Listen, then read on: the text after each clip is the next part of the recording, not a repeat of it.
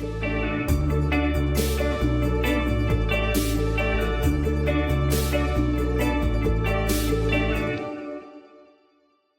to Vitamin OC. I'm Joanna Weiss. And I'm Whitney Gomez. Every week we bring you your recommended dose of civics and civilization in Orange County.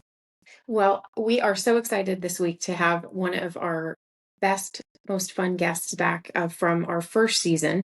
Jeff Pearlman. We are so excited to have you back. You threw some F-bombs around. We had to edit and censor, but we loved it. And your perspective here in Orange County has really resonated with the community. And I think a community on the Democratic, the progressive side that has really needed someone in their corner who speaks the truth to power, isn't afraid to curse when necessary to make their point, but to rattle some cages. And I think as you've mentioned before to us kind of off camera, because you're not running for anything, you've got a different perspective and can speak more freely than a lot of people have permission to or feel like they can. So thank you for coming back to our show. We're really grateful that you came back. I'm going to say two things. Number one, I'm going to try making this the only time I curse, but I'm here for the fucking free mug. I'm here for the mug. You didn't have this last time. Who knew?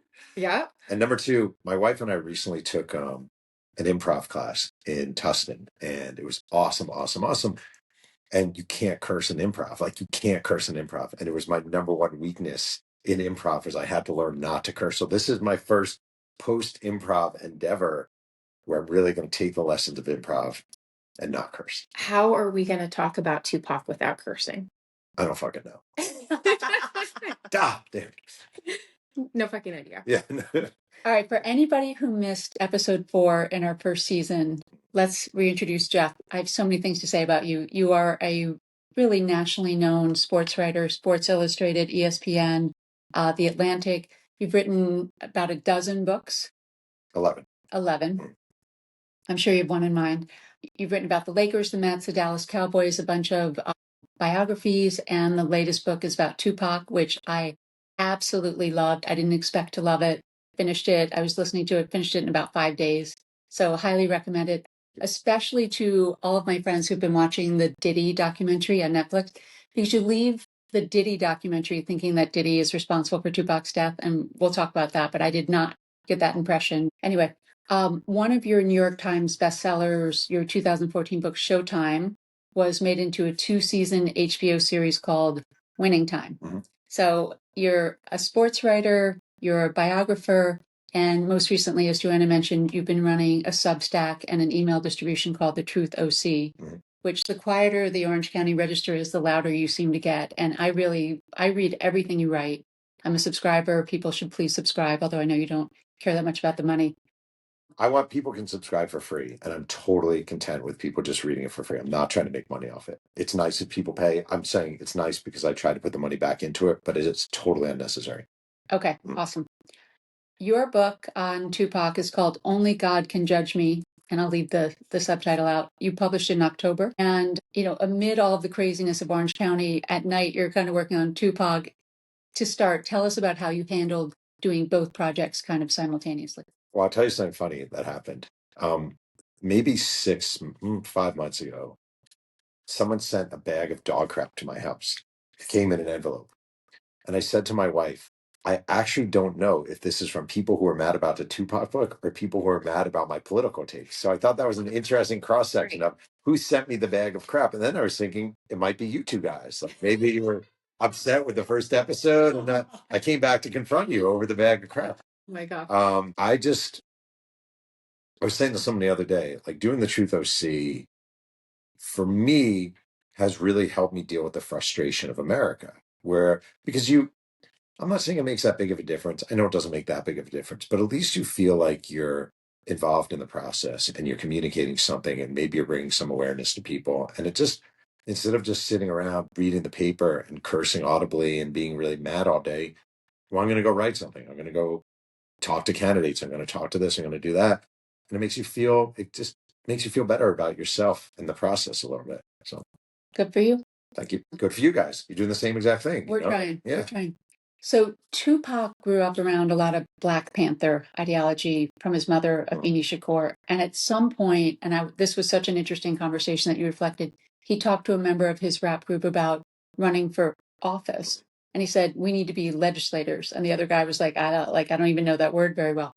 That guy ran for city council in Newark, New Jersey, Right. 22 and won. His name is Dupre Kelly. Yeah. Do I have that right?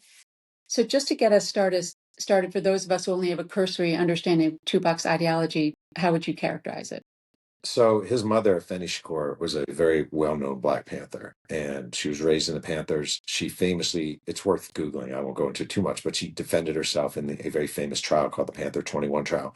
She turned down a court-appointed attorney. She didn't even have a high school degree. She was 21 years old, defended herself, being shuttled back and forth from jail every day while pregnant with her son, and somehow won this trial, like defended herself and won and got off. And she raised her son for all the flaws Tupac had. And you read the book, you know the flaws. Like, he was raised with this ethos of Black empowerment, standing up for yourself, believing in yourself, standing up for your people. And the one thing I've thought about a lot during this time period is you look around and you could talk about Dr. Dre and Snoop Dogg, you could talk about Taylor Swift and Justin Bieber, you could talk LeBron James, and where are people standing up? Like, why are these people not standing up? You know, like, the celebrities have gone very quiet this time around for the most part, with some exception. And I don't know, it's hard to say what would Tupac be doing at 54. You know, he's been dead for 30 years. But I do believe strongly if there were ICE agents pouring through Los Angeles and Tupac Shakur were alive, even at 54, there's no way, based on what his mom taught him and the Black Panther sort of self-empowerment, standing up for community, that he would just be like, oh, well, I'm living in my mansion, so I'm happy, or I have to protect my record deal, so I'm happy, or I have a movie coming out, so I have to just talk about that. It just wasn't in him. That's not who he was. So I did feel like there was some connection between sort of what we're going through and how Tupac was raised. When you're reflecting on Tupac that way, one of the iconic, I think, images of him is with his tattoo "Thug Life" on his stomach. Mm. And was such a prolific writer. So in your research, when you're looking at Tupac and his historical life, how do you balance the idea of that thug life imagery with the fact that he was in some ways a very compassionate, gentle soul who was standing up for his community and always kind of trying to do the right thing by his community? I mean, he was very young. He was very, very young. And I think a lot of times people look for messages from Tupac and life meaning from Tupac. And the truth of the matter is, what people sometimes forget is he was just a kid. He was in his early 20s when he died. He didn't really know what he was doing in a lot of instances. And the Thug Life tattoo is really interesting because it became synonymous with Tupac and Thug Life and Thug Life. And he got the tattoo on kind of a whim at a tattoo parlor in Houston, Texas. And he comes back, and his manager was a guy named Watani, who's worked with the Panthers. And Tupac shows him the tattoo. And Watani's like, what the hell do you get that for? Tupac's like, you don't like it? No, I don't like it. What are you doing? And they basically had to come up with a meaning for the tattoo. Like, he got the tattoo, then they came up for the meaning, what Thug Life, and they made an acronym out of it. And there was another moment where a guy he grew up with named Brian Tynes, who was a crack dealer in Marin City, saw the tattoo. Tupac shows him the tattoo. And Tupac's like, what do you think of my tattoo? And Brian Tynes is like, I guess it's okay. But he said to me later, he was actually horrified by the tattoo because it immediately made Tupac a target. And like, Brian Tynes, crack dealer, Marin City, grew up in a very, very, very tough environment. He said to me basically, like, I wanted Tupac to get out. Like, I wanted him move to a mansion, play golf, get a sweater, do whatever you have to do. Like, you don't have to live this life. And when he saw the Thug Life tattoo, he was like, this isn't what I had in mind for you. So in a way, Thug Life came to symbolize something that was important, which is, again, stand up for yourself, defend yourself. But he got the tattoo because he thought it was cool. It's a little disappointing, actually. He just got the tattoo because he thought it was cool. Well, like you pointed out, he was young, Very. right? That's, I've got... Think about what you were doing at 22 years old or 21 years old. I mean, he was even 19. No, and he was a babe. He was very sophisticated and mature in some ways, and obviously so stunted in his development emotionally. Yeah, I mean, you have to remember, Tupac was raised in abject poverty without a father. I interviewed his sister, Seth, and her vivid memory of them living in Baltimore. They lived in a row house in Baltimore without heat or air conditioning. And she remembered the rats running around the floorboard. And actually, I would say, I think every white person should write a Tupac book. There was a moment when I sat with his sister, Seth, in New Orleans, and I said to her, what was it like when you moved from Baltimore to Marin City? And she goes, there's your white privilege. And I was like, what do you mean? She's like, we didn't move. We were relocated. You need to understand that. And I thought, that's pretty, I felt like someone punched me in the face, like, you're such a moron. But it was like, I've thought about that a million trillion times. The perspective you have. I never had rats running along the floorboard of my house. I always knew I was going. My dad was an accountant. My mom was a probation officer. I knew there'd be food on the table. I knew I'd be going to college, and I knew my parents would pay for my college education. Like, I didn't have anything Tupac went through. So you have to understand where he came from to understand the highs and lows and the flaws of it all. One of the surprising stories that you tell in the book is about how he changed the N word to NIGGA with never ignorant, getting goals accomplished. Yeah. That was so surprising to me. Wait, why? He made this acronym, Yeah. like this very studious go-getter. But he was smart. Tupac was. Oh my gosh, so brilliant. Yeah, he was. I would say brilliant. I mean, I found. He was with co-opting the term. Yeah. But he, like you read the book, but I found his girlfriend. He had a girlfriend in Baltimore named Mary Baldridge. And she was a white girl, daughter of socialists. And Tupac started dating her. And everyone said, Mary won't talk. You're not going to get Mary to talk. She's very reclusive. She won't talk. But I reached out to her and I kind of told her what I was doing.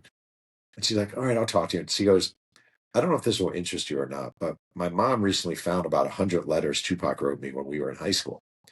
And I was like, yeah, that might interest me. And she lived in Center City, Nebraska. Wow. So she lives in middle nowhere, Nebraska. And I'm like, I will be there next week. And I flew out and we met at a bagel shop. And I've been saying this over and over again. Never get your bagel in Nebraska. They literally microwave the bagel. Like, you can't microwave a bagel. Anyway, I'm a Jewish New Yorker. We got standards. Anyway, she pulls out all these letters. I'm reading these letters he wrote to her. And they're just like beautiful. And they're like horny and sad and traumatized and joyful and these like romantic, like, I want to feel myself inside of you, these kind of things, but also like, I don't know where I'm going to live tomorrow, but also I hate my mom, but also when I see you, the breath inside of me, like, he was such a good writer at such a young age. He was a poet, and he was a poet as much as he was a rapper. Like, he was a poet, and his writing was beautiful. And there is this moment in his life, they moved to Marin City,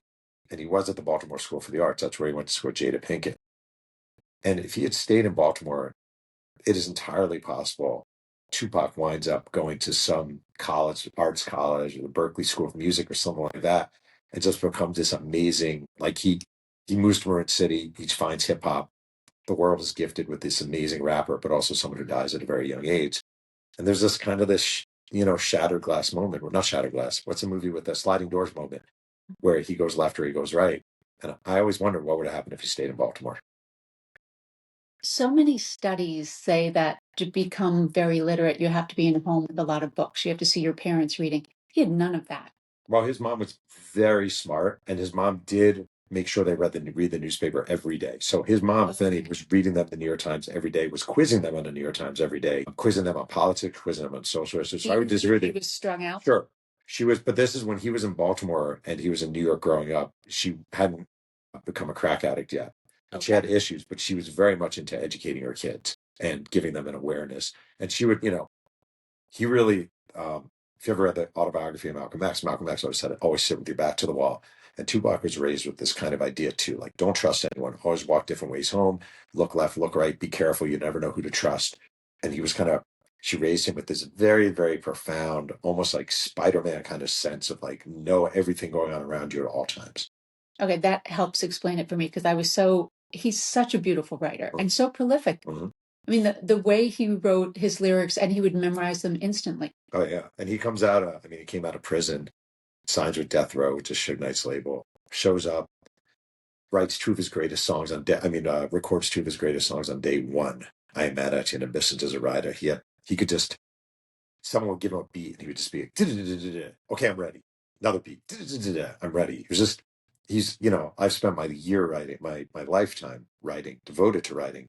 And I'm not 1/1,000,000th of anything that he had. He just had this gift, top of his head gift that was amazing. When you just brought up Biggie, and there has been a lot made about this East Coast, West Coast rivalry happening. Can you talk a little bit about what that is about and how Biggie fits into that? I guess There's a story that you tell about Tupac cooking dinner for Biggie and Sherman Oaks. And if you can talk a little bit about that and that rivalry, that perceived rivalry or real rivalry. I'm not going to curse, but it's the dumbest crap ever. How's that?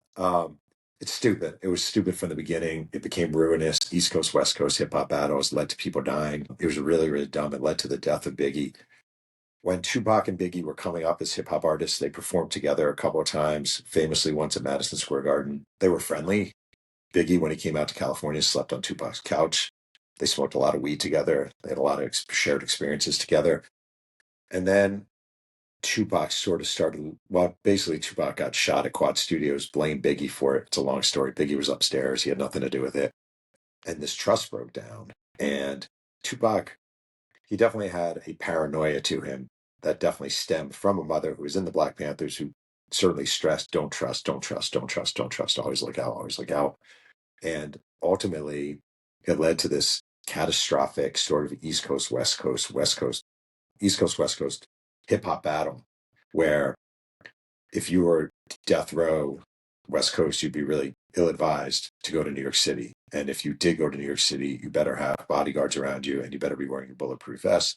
And the same with Biggie coming out to the West Coast. And if you saw the Diddy documentary, I think I don't blame Diddy for Tupac's death, but I certainly blame him for Biggie's death. And even having him come out to the West Coast in the aftermath of Tupac's death was a stupid mistake. So you're masterful at bringing to life his challenging upbringing. His devotion to his mother throughout his life was really, really admirable. And he's so many different people. Your subtitle in the book, I think, was right on. There was one point where I laughed out loud. You're talking about how he's with these French twins, having sex with them. And then in the same paragraph, I think you describe his girlfriend saying that he was such a gentleman. I laughed out loud when I heard that line. Yeah. Yeah. I mean, so funny. Yeah. He was a dog. He would admit that back in the day. He would admit it. He was a dog. He had women throwing themselves at him. This guy's noted. Madonna, you know. Um, yeah. He was a dog. Like, he was a dog. And he was, he was married at one point, cheated on his wife. He was engaged, cheated on his fiance. He was young and he was impulsive and he had a lot of things being thrown at him. And the funny thing is, he was in prison for 8 months at Clinton Correctional Facility in upstate New York. And I started finding all the letters he wrote to women. And at this point, he was married. And the letters he wrote were like, they were ridiculous. It was like, I just want to smell your essence. And he would have his guys bringing women to prison. He would arrange flights so women would come and visit him. And he couldn't have sex with them in prison, but he just was really horny. And he would write all these letters to probably, if I had to guess, 50 different women. Incredible. Yeah. There's that Atlanta marketing exec who says to her colleague, I bet I can get him to write me back. And he wrote back, he called that day. Yeah, Angela. Yeah. She's funny. She wrote a book too about it. Yeah. She basically, she sent him a picture. I think she sprayed perfume on it. She wrote a letter that night, but not that night, but a couple of days later after sending a letter, she gets home from work. She worked like an account executive. It wasn't like, then it's like, hey, this is Tupac. I got your letter. Hey, it's me. Yeah, right. Totally. And yeah, it's very funny. He was very prolific. So after spending so much time with him and leaving aside the whole who killed Tupac, which I think you kind of resolved, is there anything that's still unanswered about him to you? Is there any stone unturned that you wish you had been able to dig out about him? It was pretty exhaustive. I feel like in many ways I was the wrong guy to write the book. Like, I put everything I had into it.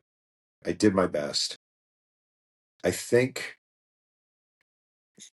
like, the reception to the book was weird. So the book comes out and it was weird. It was I couldn't get on any mainstream networks to talk about it. None of the newspapers reviewed it. And usually my books actually do get reviewed. That's not even a brag. Like, usually they do. Like, I've written enough books. And I feel like there was this sort of, why are you the guy writing this book about Tupac? Which I actually understand. I do understand it. And I think maybe I wasn't the right guy to write this So book. why did you write it? Because I love Tupac and nobody else did it. I was waiting for someone to write this book. Like, I wanted someone who covered hip hop, and I think a Black author probably should have done this book, if I'm being honest. Like, I do. but nobody was doing it. And it's all these books that are just like fluff and glorifying, and nobody really dug into who he was and the background. And the reviews were great. And the people who reached out to me who knew Tupac were like, you really nailed it. You put your work in. But I don't think Tupac fans wanted to hear it. In a way, Tupac fans, this will get me in trouble, I don't care, are kind of like Donald Trump fans. Like, you're so wed to this idea that Tupac is this. He's this, and this, just like Donald Trump is this, and this. And you may say about Donald Trump, wait, he was mocking POWs. Like, how is that? Well, blah, blah, no, you're just Tupac was this. Well, you don't understand. You're just so-and-so. So it was the least enjoyable experience I ever had promoting a book. It just felt like I was swimming against the tide the whole time. And I understand it, but it sucked. Well, let me just again endorse the book. It's not a book I would have ever picked up if we hadn't been meeting with you. And I learned so much and I loved it. You know what? I wrote this book for Newport-based white women, so I feel like I nailed my audience. Vindicated right there. Yeah. I'm just here for the free mugs. Get that got it? Well, Whitney alluded to it, but with the wait, can I say one thing? Yes. I do want to say one thing. And number one, I love that you read the book. And number two, I didn't actually write the book for any audience. So to me, if there is a white woman in Newport learning about Tupac Shakur, that's fantastic. Like, that's actually great. And I'm from a tiny little middle of nowhere town in upstate New York. So if people I grew up with who grew up listening to Bon Jovi and Aerosmith are now learning about Tupac and learning about what it was to grow up in a row house in Baltimore, that's fantastic. So I'm thrilled that you read the book and people like you and like me are reading the book. I mean, the my son thinks I've lost my mind. Like, he walks in the kitchen, he's like, what's happening here? It is funny the number of people who told me they read the book with his music. Like, they would stop it, totally play a song. I thought that was cool. I really love that. It's really, it's great. I think it really brings it. His music is awesome. Yeah. That's amazing. So you guys talked about it a little bit, about there's a lot because of the P. Diddy documentary that's out there that have speculation about Tupac's death has been going on since the time he was killed. Who killed Tupac, according to what is your research bear out? So basically, Tupac is in Las Vegas for the big Mike Tyson Bruce Seldon fight. Were either of you guys at the Tyson Seldon fight? Do you guys attend? You missed that one? We missed it. The big Mike Tyson Bruce Seldon fight. And it's funny because I interviewed different Las Vegas police officers, and they always hated working Mike Tyson fights because Mike Tyson brought a ton of gangbangers. He drew a lot of gangbangers. You have Crips, you have Bloods, all coming to Vegas. So it was a crappy night to be a it was a crappy night to be a Las Vegas police officer because there was a lot of whatever. So Tupac, Suge Knight, a bunch of death row guys come in for the fight. And the fight ends. Tupac wrote Mike Tyson's entrance music theme for the fight. So Tupac he identifies with Mike Tyson a lot. They kind of had similar backgrounds in a lot of ways. And the fight's terrible. Fight ends. Tupac is all geeked up and he's really feeling it. And he's in the lobby of the MGM Grand. And he's next to a fellow death row affiliated guy. This is too much info, but death row is Bloods affiliated. So they're all Bloods. Suge Knight, the head of death row, identifies with the Bloods. So Tupac is standing next to a guy from the Bloods who goes by Baby Lane. And he sees this guy, Orlando Anderson, standing in the lobby. And Orlando Anderson is a Southside Compton Crip. This is definitely the most gang conversation you've probably had on this podcast. Absolutely. Yeah. Well, there was that other one. Yeah. We're going to make this a gang theme podcast now. So Orlando Anderson, Tupac is standing next to this guy. And he goes, yo, that's the guy who stole my chain. That's the guy. And there had been this fight between some Crips and some Bloods at a mall recently. And this guy standing there, Orlando Anderson, had ripped off the other guy's death row medallion. Tupac goes, which guy? And he goes, that guy, right there, that guy. And Tupac walks up to him, Orlando Anderson, and says, are you from the South? Meaning Southside Compton Crips. And he looks, and Tupac punches him in the face. And all the death row guys jump in and on him, kick the crap out of him, leave. Okay. I interviewed friends with this guy, Orlando Anderson. And the basic take was, Orlando Anderson is from Compton. And it's like, you can't go back to Compton as a gangbanger, show your face, having just got your ass kicked by a rapper. Like, by a rapper. Not by a gangbanger. Not by someone with cred. By a musical artist. It would be, you can never show your face again. So Orlando Anderson, his uncle Keefe D, a couple other guys are driving around looking for Tupac. And Tupac at one point is driving down the strip Suge Knight's driving the car. Tupac's hanging out the car, hollering at women, even though his fiance's back at the hotel. No way's perfect. And Orlando Anderson sees him. He's like, yo, there's Pac, there's Pac. They pull up on Tupac, shoot into the vehicle. Tupac dies. So like people are like, oh, it was this, it was that, it was that. It's actually not that complicated. And people who really know the case agree it's not that complicated. But people love, when it comes to young death and celebrity, whether it's James Dean or Marilyn Monroe or Tupac or Biggie, people love conspiracies. And by the way, not to ruin the book, but I was shocked that you added to the conspiratorial mania at the end of the book by putting forth your own conspiracy. What do you mean? You said, well, he could be. Oh, I was kidding. He could be in Cuba. Oh, it's funny. Yeah. No, he's dead. He's factually. I went to North Carolina and found where he's buried. Yeah. But I was laughing because it just didn't seem like you to add to the. No. I didn't mean it in that way. I also will give away that he is dead. Perfect. Yeah. So you can skip to the end of the book. He's dead. Excellent. Yeah. So shifting to the Truth OC. Okay. I think all your friends in New York probably think you moved out here, you become liberal, you're this like super liberal California guy. What do they not get about California politics? Everyone thinks we're so to the left, but you have found a lot of right wing. Yeah, I think my friends always knew I was liberal. I don't think there was a mystique that no one thought I was conservative. I came from a pretty liberal family. I think there is an idea that California is super liberal and the libs of California and blah, blah, blah. And they don't realize that Orange County in particular is a very 50-50 kind of turf. And that you have, the difference is what's interesting. I wrote about this recently. Where I'm from, this small town, it's very Italian, very conservative in this old school way. So you'll have people doing videos, posting videos who are involved in politics. And they'll be like, yo, what you guys need to understand is that the frickin' school board is blah, blah, blah, blah, blah. Like it's very like blue collar, angry, like almost like what Trump is going for, like these guys who want to roll up your sleeves. We're not going to let the libs, blah, blah, blah, blah, blah. And out here, I find it much more Stepford Wivey.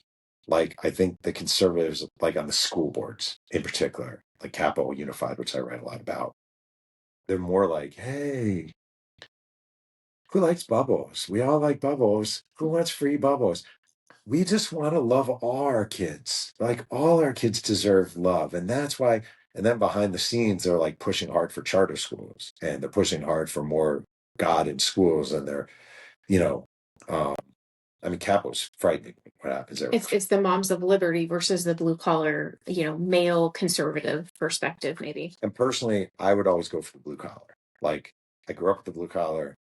I get the blue collar. I understand. It's more transparent. Very transparent. There's one guy in particular I'm literally thinking of, and I don't agree with him. I don't like him, but he is transparent. Right. I feel like the Moms for Liberty candidates, and that they probably believe their own thing. I'm not even saying they're lying, but like the president of the Capital Unified School Board is this woman named Lisa, and she's just a nut. Like she's just crazy. Is she the one who sued you? No, that was awesome. That was not. No, that was another not a member of the board. That was a woman, Amber, who is just runs basically a capo conservative school board Instagram feed, and she was not happy with me, so I got served. That was amazing. That was crazy.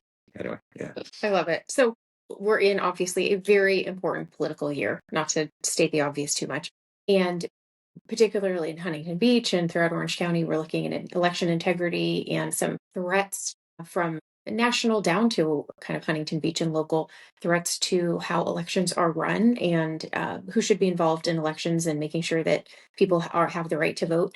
What do you think is going to happen here locally as we get closer to the elections? Do you think we're going to see a lot of dirty tricks happening? Is there, what are you anticipating in the realm of pushback on the right to vote issues? I'm much more worried nationally than I am locally. I don't think locally.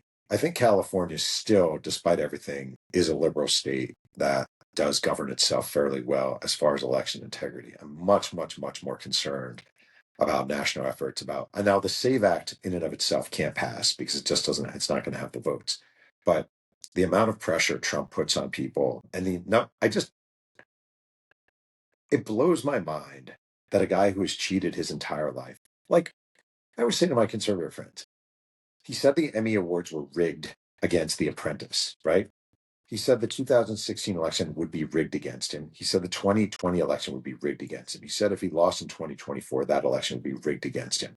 He said Barack Obama was a Kenyan-born Muslim, and he had people on the ground finding very interesting things. Oops, I'm just kidding. There's no one on the ground. Don't worry about it. On and on and on. Like a guy who has complained about things being rigged over and over again. Why is anyone taking his claims seriously? Like, even if you support him, wouldn't you be like, okay, we get it. You think something's rigged. You always think something's rigged. And that just blows my mind. And I do wish the Democrats, one thing we do is, in regards to Trump in particular, he does something and we pretend it never existed. Like, I think with Iran is a perfect example. Trump literally, when it came in regards to John McCain years ago, said POWs were captured, therefore they're not my heroes. Then he called people who enlisted suckers and losers. Then he wouldn't attend a military ceremony in Normandy because it was raining outside. We should still be bringing that stuff up. Like we let it go. Like, oh, that was a long time ago. And like, he has this resume of all this nonsense he's done and like election integrity. He brings it up. Why aren't people saying, wait, you accused the Emmys of being rigged against you. You accused Barack Obama of being a Kenyan-born Muslim and lied about sending people there. Like, we move on with him. And like, what's the most recent thing? And he has this whole resume. It drives me freaking crazy. It's poor strategy, if nothing else. Anyway, there's my little rant. By the way, I watched a Tupac interview in high school. Yeah. And he references Donald Trump. Oh, yeah. Correct. Which just blew my mind. Yeah, he sure did. Example of a successful rich guy. Yeah. Anyway. But not in a good way. Well, in somewhat of an admiring, successful businessman way. Well, there's another one where he actually dumps on Trump. So, okay. Because I was just shocked that, but at the time he was an iconic rich guy. Yeah. Okay, you're doing so much to keep the information flowing, and you've got, you're going to school board meetings, you've got people attending different things.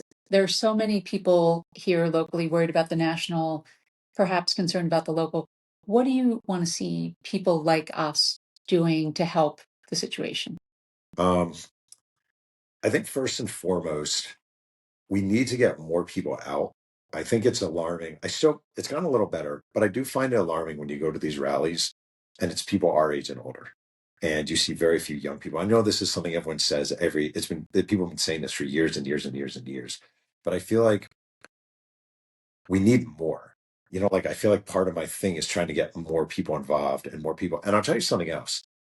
And this will not go over well, but this is the truth. I think we need to be very smart about where we direct our energies. And a perfect example is the 40th Congressional District, which is Young Kim, and she's running to save her life against King Calvert. But then you have two Democrats. This is not going to go over well. But the two Democrats are trying to raise money, right? I don't think they can win. I don't think it's a winnable seat for Democrats.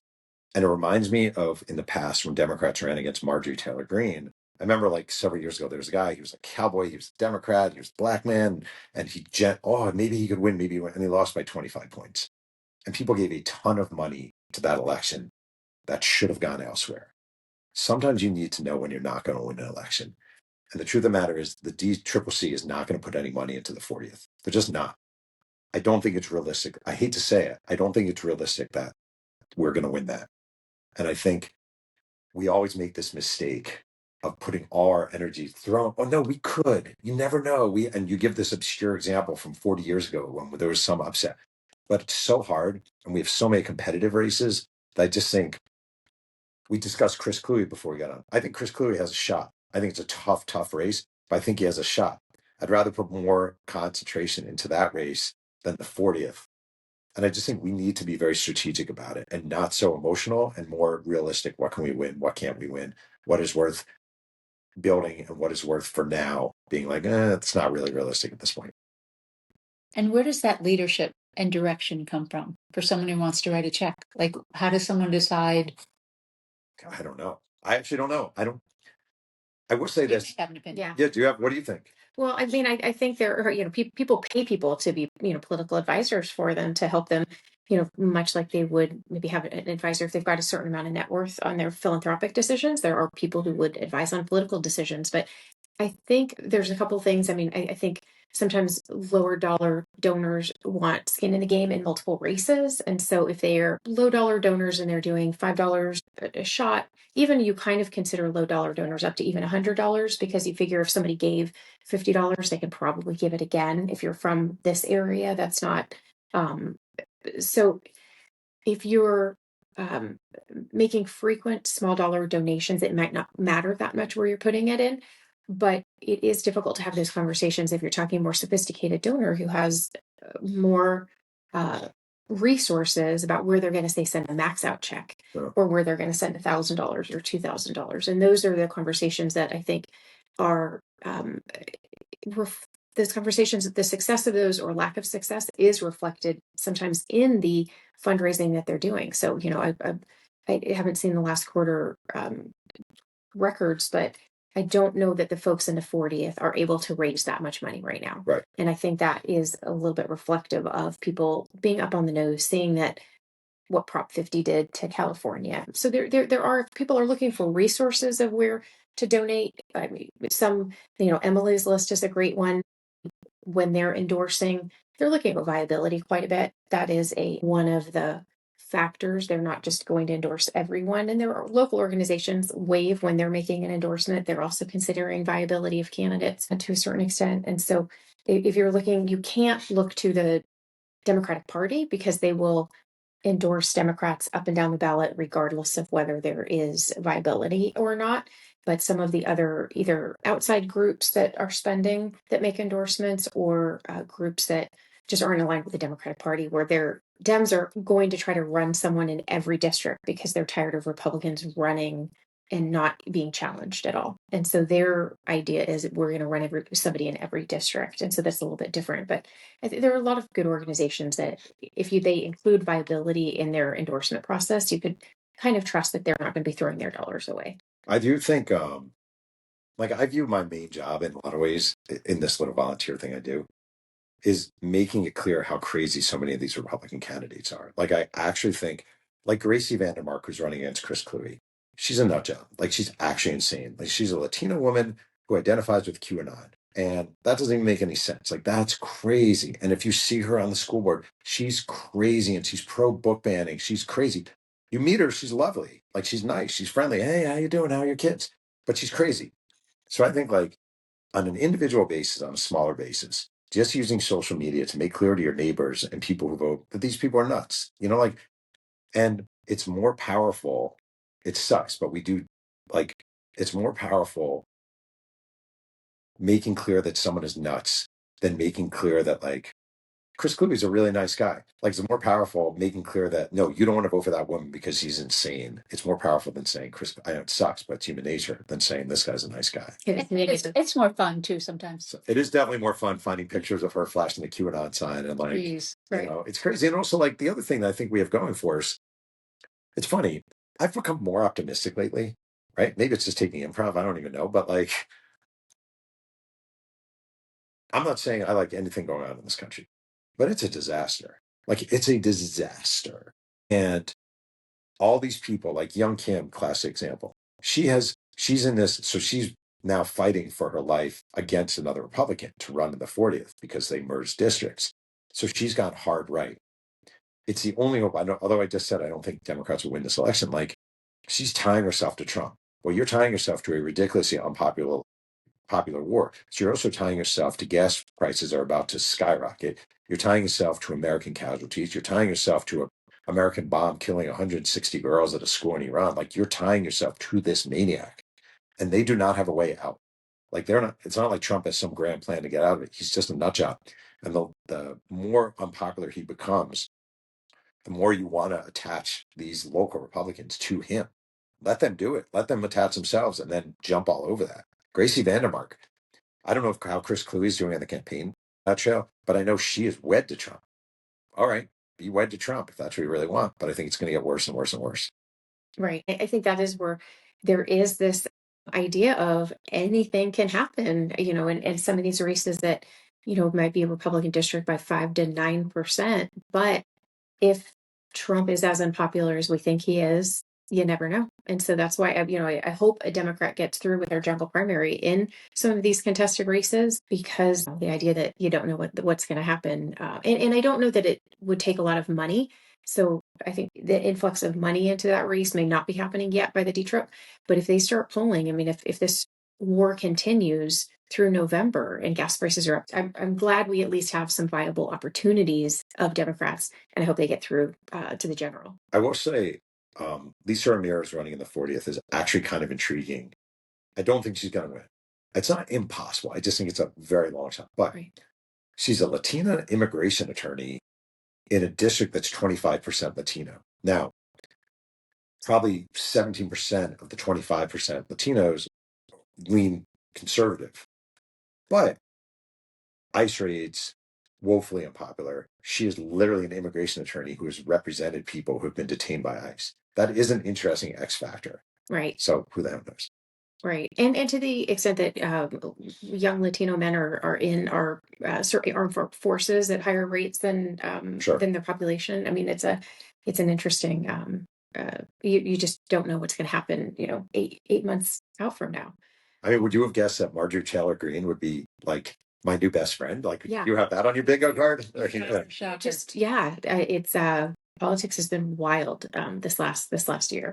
It's not in a good way. Yeah. Yeah. Thank you for coming. Sure. We're so grateful that you come back for a second round with us. Love talking Tupac with you. Love talking politics with you. To anyone listening, you can subscribe to his Substack and to his email list. It's $8 a month or $80 a year. You can do it for free too. Do it I swear. for free. And we're thanks for being with us. Yeah, thanks for having me. Yeah, we really appreciate what you're doing. I read every word of your stuff. It's great. You're funny. I was disappointed you didn't read the Tupac book because I just have your voice in my head so much. Do you know why I didn't read it? Because you couldn't do Tupac's voice? It would have been weird for a white author to use the N-word about 1,700 times in a book, and I just felt uncomfortable with that. Fair enough. So, yeah. I thought the reader did a really good job with his particular voice. Yeah, it was good. Not that I know anything. Yeah, thanks. Great to see you. Great to have you here. And to our listeners, thank you for joining us for your recommended dose of civics and civilization in Orange County. We'll see you next time on Vitamin OC.